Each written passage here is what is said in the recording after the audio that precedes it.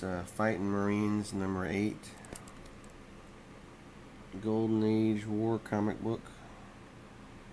Takes place during the Korean War. This is 1952. Inside cover, they got a bunch of jokes. Leatherneck Jack and Mountain Murder. This story here, there's some temple that the Americans and the North Koreans have agreed not to use. But these two Americans are going to look because there's rumors that they're up there. So they see a commie here guarding.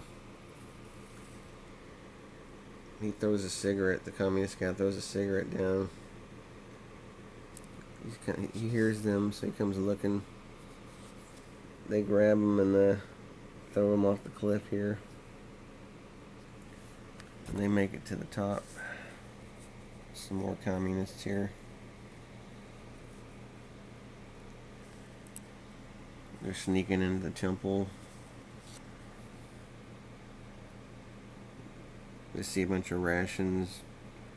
They see the communist guy on the radio here. They decide they're gonna break the radio. So they take out the radio operator here. And they're about to smash the radio here.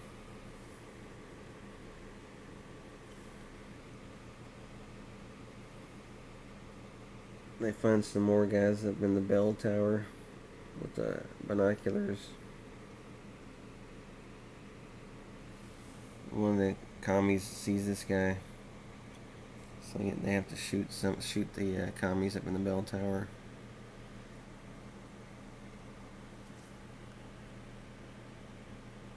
And this one communist guy tries to jump out the bell tower, going down the bell rope, so he cuts him loose.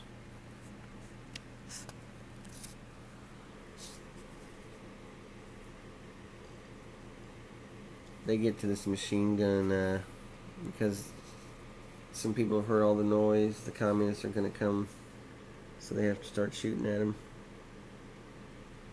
Machine gun fire right there. Shooting at the communists. They decide to make a break for it, so they use that rope from the bell to go down the mountain here.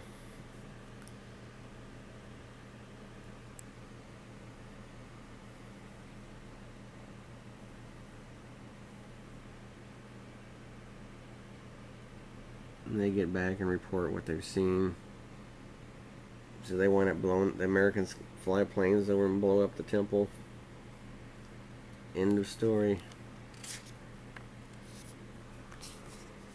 Biff and Smokey and Round Trip, Tickets to Danger. This story here, these two soldiers decide to go take a nap inside this rail car. And they hear some gunfire and wake up. And they see a bunch of communist troops outside. They decide to stay put inside the rail car because they don't want to get out and be seen. And then the train starts moving, going to North Korea. They can't jump out. They want to wait until it slows down. So here they jump out. There's a few communists here that see them. They take off running. The communists start shooting at them here. They're running around looking for a place to hide. Communists are coming after them. They go into this door and say, Colonel Lee of the People's Army. So they punch him. And they tie him up. They decide to follow the tracks back to where they were stationed at. They find a train here. The one guy knows how to operate a train. So they let loose the other cars.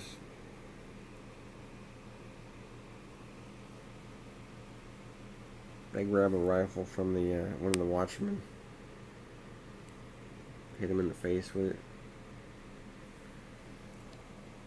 The other commies are coming after him, but they start shooting at them as they leave on the train. And they're headed back to their own outfit, back to South Korea.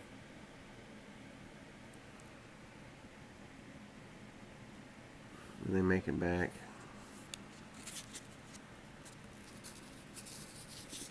And one of the soldiers is asking, "Hey, what happened to you guys?" And they explained.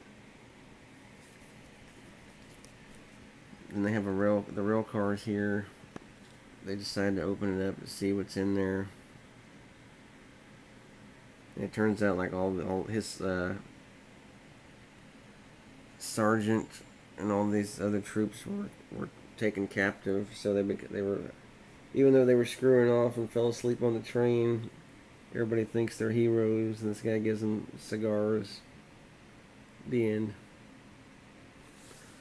Then they have this Canteen Kate.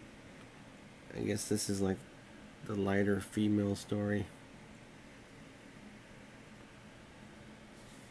And this guy's packing a vase up for the major, a Ming vase. And Kate comes in looking for him and smashes him into the vase. And the vase gets stuck on his head. So here she's trying to grab it off. It's stuck, it won't come off. So they're going to the restroom to get some water and soap, try to get it off. And this guy's gonna slip on a banana peel, fall down and break the vase. So Kate says she can put it back together using flour and water paste. So she scoops it all up. Taking it back. Here's the flour. And the colonel's the guy who owns the vase.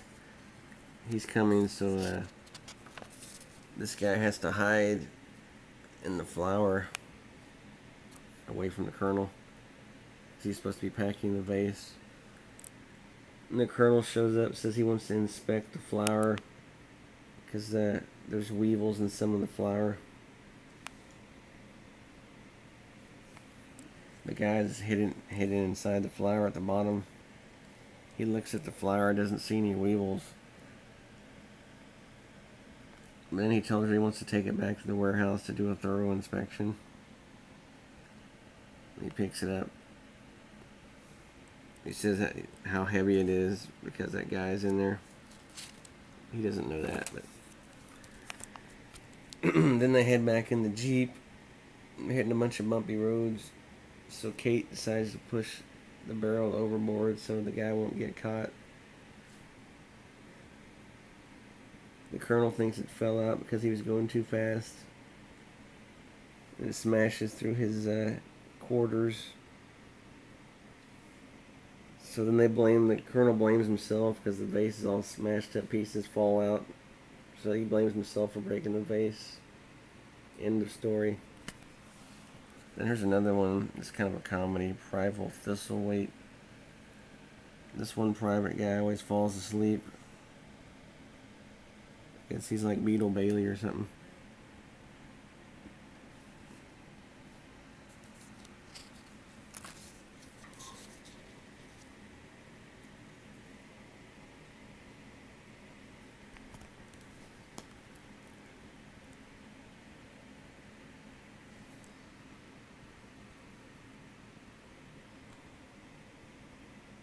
He's always falling asleep, so they decided to leave him behind when they go out on patrol.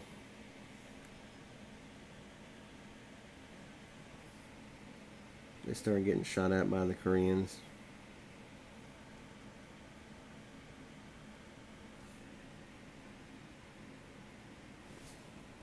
This guy gets bored and scared because he's by himself.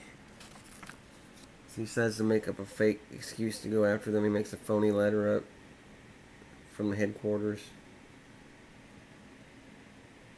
as an excuse to go out there and deliver them the note. And the Koreans see him, they decide to take him as a prisoner, knock him over the head. and they read the fake note saying that there's a big 3 battalions and an air squadron headed that direction. So they get scared and decide to turn themselves in. So everyone thinks this guy, the sleepy, irresponsible soldier, is the big hero because all the Koreans surrendered to him. And that's the end of the story. They're carrying him off. And this last story is Ivan the Terrible. It's about a Russian fighter pilot. He's real. They say he's kind of evil. He's always killing a bunch of innocent people and blowing up the hospitals also. So his plane went down. And these guys are ordered to take him alive. They see him right here getting out. He parachuted out of his plane. So they're coming after him. And a couple of MiGs fly over trying to protect Ivan. So they have to duck out of the way.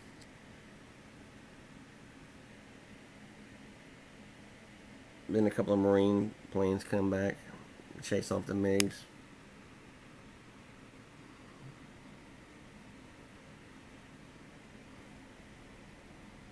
And they're going after Ivan the Terrible, the Russian again here.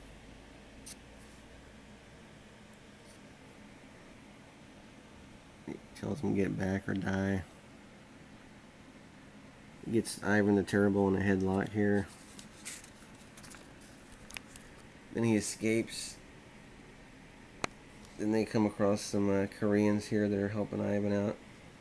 The one guy gets caught. These other 2 guys are coming after him. They hit him a couple times. He pretends to pass out here, this American soldier. And the other his two friends are still coming after him, trying to save him. They start shooting at the Koreans. And Ivan's trying to get away here. And he tackles Ivan the Terrible. Then they're bringing him back to headquarters. End of story. Kind of real simple stories here, nothing really great or anything. They have a joke page here and jokes in the back. They actually have a dirty joke in the back here. That's kind of surprising in a comic book. The punchline is, a dead guy is tied up and 20 women are dancing around him. What good does that do? Well, if he doesn't get up, he's sure to be dead. The Egyptians used to leave people alive for several days to make sure that they weren't dead. Do you want a success-winning voice? Maybe I need to take that course when I'm narrating these things. But that's it. Fighting Marines, number 8.